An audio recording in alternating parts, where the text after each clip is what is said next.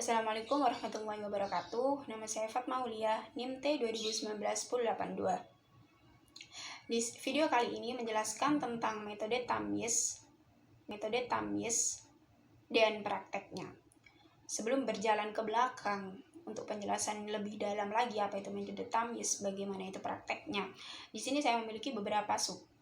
Terdapat 4 sub di dalamnya.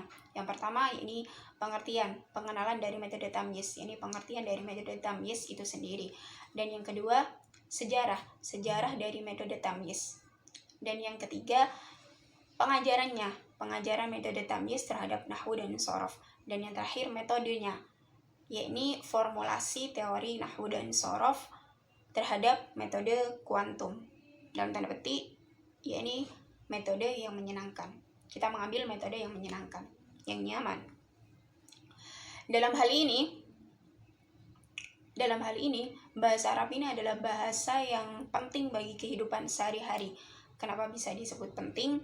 Karena bahasa Arab ini adalah bahasa yang paling indah diucapkan antara kita dengan Allah. Bagaimana halnya kita saat berdoa ataupun kita memuji Allah itu menggunakan bahasa Arab. Jadi bahasa Arab ini adalah merupakan bahasa ilmu pengetahuan ataupun bahasa baik ilmu agama maupun ilmu umum. Banyak hal tentang Islam ataupun tentang pemahaman agama itu menggunakan bahasa Arab. Beda halnya lagi dengan buku dewasa ataupun buku umum lainnya. Dari sisi inilah korelasi tumbuh, yakni dipergunakannya agar penggunaan bahasa Arab ini dapat dinikmati oleh seluruh kalangan, baik kalangan anak-anak maupun kalangan orang dewasa. Dari sudut inilah, dari berbagai kalangan inilah penggunaan bahasa Arab ini disuguhkan, baik menggunakan lagu-lagu ataupun cara pengajaran yang menyenangkan ataupun dibikin nyaman atas pengajaran bahasa Arab itu sendiri. Dalam hal mengembangkan wawasan, dalam bentuk korelasi inilah, dalam hal mengembangkan wawasan dan kreativitasnya, peneliti ini akhir-akhir ini banyak menerbitkan buku tentang cara pengajaran bahasa Arab yang mudah. Cara pengajaran bahasa Arab yang mudah yang dapat menitik beratkan pada kajian kebahasaan. Hal ini tuh sangat baik dan juga logis bagi kita agar kita itu bisa memahami bahasa Arabnya lebih mudah. Dengan suguhan buku-buku, berbagai macam buku untuk mempermudah kita dalam pengajaran bahasa Arab. Dalam hal ini, menurut Ahmad Muhtadi ini menjelaskan, saya akan membacakannya. Bahasa Arab itu adalah suatu bahasa agama yang mempunyai pemahaman bahwa ajaran agama secara benar merupakan suatu tidak keharusan bagi para pengikutnya. Tidak mungkin seorang pengikut mengikuti ajaran dan memenuhi kewajiban-kewajibannya terkecuali mereka itu paham. Mereka paham akan pengajaran tersebut dengan pengetahuan yang benar akan pengajaran agamanya. Jadi menurut Ahmad Muhtadi ini, keyakinan kamu itu tidak mungkin kayak gini. Semisal keyakinan kamu tentang agama Islam, mana mungkin kamu yakin kalau belum mengetahui seluk-beluk dari agama Islam itu sendiri, lahirnya agama Islam, bagaimana agama Islam itu menuntun kita ke jalan mana, begitu. Jadi sebelum kamu yakin akan hal itu, maka kamu kamu harus mengetahui seluk-beluknya terlebih dahulu. Sama halnya mempelajari bahasa Arab ini. Sebelum kamu tahu bahasa Arab ini itu apa, kamu pastilah tahu silsilahnya. Ini tuh bahasa Arab ini tuh fi'il mudhari', fi'il madhi, fi'il amar ataupun hal semacamnya, ini huruf, ini isim, itu kita harus paham betul, barulah kita bisa membaca kitab kuning, membaca terjemahnya Al-Quran, begitu. Namun dari sisi ini tuh banyak stigma dari masyarakat yang bertebaran tentang bahasa Arab ini. Kata masyarakat itu bahasa Arab itu susah diajarkan, bahasa Arab itu gini. Dan stigma itulah yang harus kita hentikan. Maka dalam hal ini tuh kreativitas kita dari setiap peneliti itu menerbitkan banyaknya buku yang mempermudah untuk kita mempelajari bahasa Arab itu sendiri. Di sini guru memberikan pengajaran bahasa Arab ini tuh juga harus telaten. Kenapa disebut telaten? Karena bahasa Arab ini tuh susah untuk, karena terjadinya stigma di masyarakat. Jadi bahasa Arab ini tuh susah untuk mempositifkan masyarakatnya bahwa bahasa Arab itu bahasa yang paling indah, bahasa yang mudah, tergantung bahasa Arab itu tingkatannya itu berbeda-beda, begitu.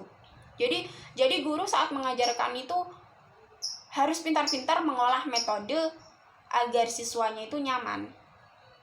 Namun dalam pembelajaran bahasa Arab ini, sebelum guru mengajarkan kepada santrinya, seharusnya guru itu hafal betul ataupun paham betul akan yang apa yang diajarkan. Jadi baru setelah guru paham apa yang akan diajarkan, baru memikirkan metode apa yang digunakan agar siswanya itu nyaman dan terjadilah suasana yang menyenangkan dan bisa tercapai tujuan apa yang diinginkan dari pengajaran itu sendiri. Jikalau seseorang ingin menguasai bahasa Arab, maka harus melalui proses pembelajaran bahasa Arab. Di sini menurut Syekh Mustafa Al-Gholyani dalam Alkitab Jami' Al-Durus Al-Arabiyah ada 13 pembahasan dalam bahasa Arab. Di antaranya untuk nahwu dan shorof. Keduanya itu merupakan ilmu alat untuk mempelajari bahasa Arab.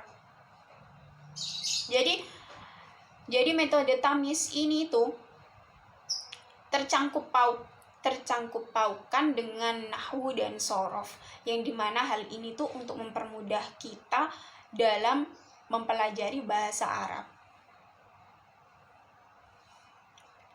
Permasalahannya itu adalah bagaimana kita atau kalian ini dalam usaha penerapan metode tamyiz dalam pembelajaran nahwu dan shorof, sehingga membuka minat dan ketertarikan dari stigma barunya, baik pengenalan isim, huruf, fi'il madhi, fi'il mudhari, dan bahasa Arab lainnya.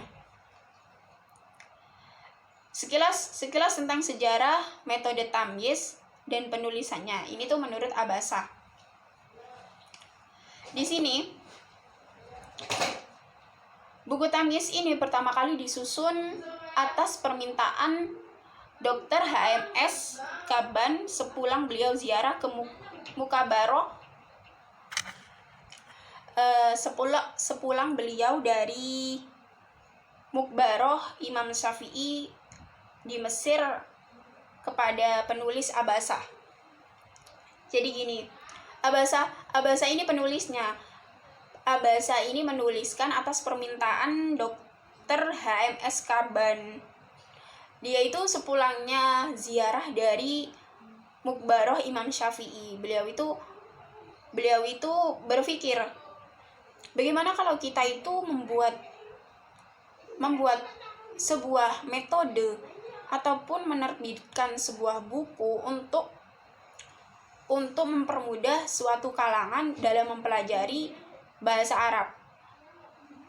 baik untuk semua kalangan, yang termasuk lagi itu terhadap anak SD ataupun anak MI yang berusia 10 tahun. Kayak yang menjadi patokannya itu Imam Syafi'i. Imam Syafi'i itu adalah seorang anak yang berusia 10 tahun sudah bisa menafsirkan Al-Quran, menerjemahkan Al-Quran. Dan hal inilah yang bisa ditonjolkan dari Dr. HMS Kaban ini tuh untuk menerbitkan hal itu. Dan yakin bahwa di zaman modern ini tuh banyak anak yang berpotensi khusus bisa untuk mengembangkan kemampuannya dalam hal ini. Buku Tamyiz ini tuh memadahi dalam menyampaikan metode penggunaan pembelajaran yang digunakan untuk anak kecil usia SD ataupun MI, dengan target anak kecil seperti dengan panutan Imam Syafi'i itu sendiri. Setelah bongkar pasang puzzle dalam hal ini tuh, Abasa si penulisnya ini juga memiliki pesantren, di mana pesantren itu terdapat banyak santri, berbagai macam santri yang dapat diteliti olehnya, di mana santri ini tuh membuahkan hasil berupa gambaran apa yang dilihatnya itu melihat anak kecil usia SD ataupun MI ini pintar mengajarkan terjemahan Al-Quran dan membaca kitab kuning Fathul Qorib itu. Tentulah buku Tamyiz ini dimaksudkan untuk memudahkan anak-anak sedari kecil pintar terjemah Al-Quran dan juga kitab kuning. Abasa ini tuh menyadari bahwa segala sesuatu ini memiliki kelebihan dan kekurangan. Jadi Abasa ini menerima saran dan kritik bagi penikmat dari bukunya itu sendiri. Abasa ini pun juga hal ini juga tidak luput dari dukungan dari sekitar lingkungannya, baik lingkungan keluarga maupun lingkungan di dalam masyarakat gitu. Metode pengajaran nahwu shorof. Metode pengajaran nahwu shorof ini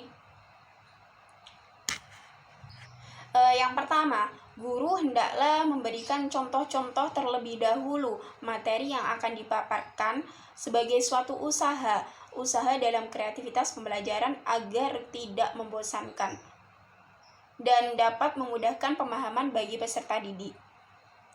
Jadi, setiap guru menerangkan sesuatu hal tentang bahasa Arab itu, hendaklah guru itu memberikan contoh di kehidupan nyata. Jadi, anak itu mudah membayangkannya, oh jadi gini, oh gitu, begitu.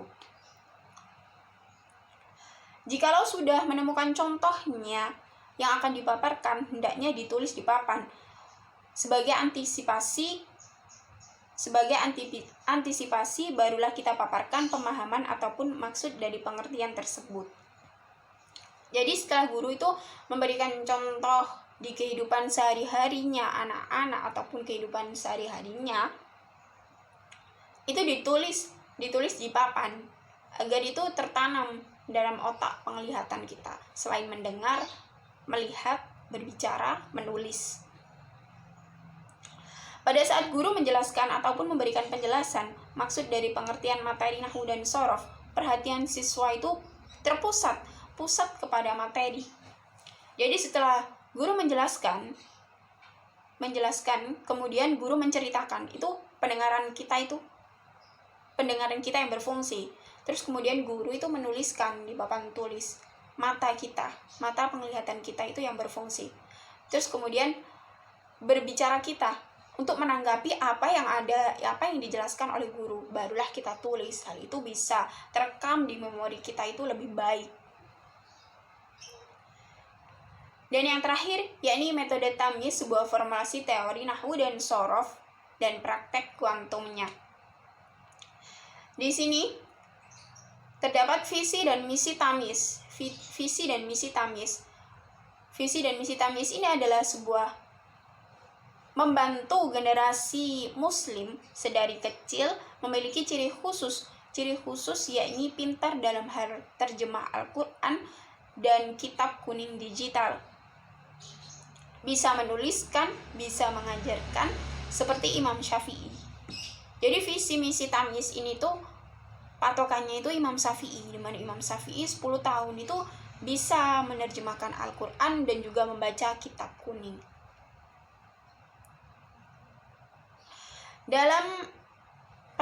Dalam prakteknya ini bisa melalui kertas, di mana kertas ini tertuliskan bahasa Arab. Kemudian di kolom bisa digaris bawahi, mana ini fi'il madhi, mana ini fi'il mudhari, mana ini huruf, mana ini isim. Itu bisa melalui pengajaran itu, prakteknya bisa seperti itu. Kita suguhkan bahasa Arab, kita suguhkan tulisan bahasa Arab, kemudian kita garis bawahi apa itu fi'il mudhari, di mana itu fi'il mudhari'nya mana, fi'il madhinya mana, hurufnya mana, isimnya mana, begitu. Bisa juga dengan hal itu. Dan yang terakhir, disclaimer dari saya. Disclaimer ini bukan berarti saya bisa bahasa Arab ataupun paham tentang bahasa Arab itu sendiri ya. Menurut saya, poin pertama ya ini bisa karena biasa. Jadi otak kita itu bawaannya itu terbiasa mendengarkan bahasa Arab, baik itu melalui lagu-lagu, tontonan kita di YouTube ataupun hal semacamnya, itu banyak tentang bahasa Arab. Jadi bahasa Arab itu tidak asing, pengucapan ataupun pelafalannya itu tidak asing bagi kita. Bisa juga kita itu men-setting apa yang kita bisa, kayak di komputer kita bisa juga bahasa Arab, di HP kita, Android atau hal yang semacamnya. Poin terakhir, kita juga bisa belajar bahasa Arab. Kalau ingin memahamkan lagi, kita juga bisa belajar bahasa Arab terhadap dalam tanda kurung yang artinya itu les bahasa Arab gitu. Meskipun itu jarang ya, tapi bisa dicoba, bisa les bahasa Arab agar bisa menerjemahkan bahasa Arab dan juga membaca kitab kuning itu. Kan ada sih les atau hal semacamnya itu begitu. Sekian dari saya. Apabila ada kekurangan, saya mohon maaf. Assalamualaikum warahmatullahi wabarakatuh.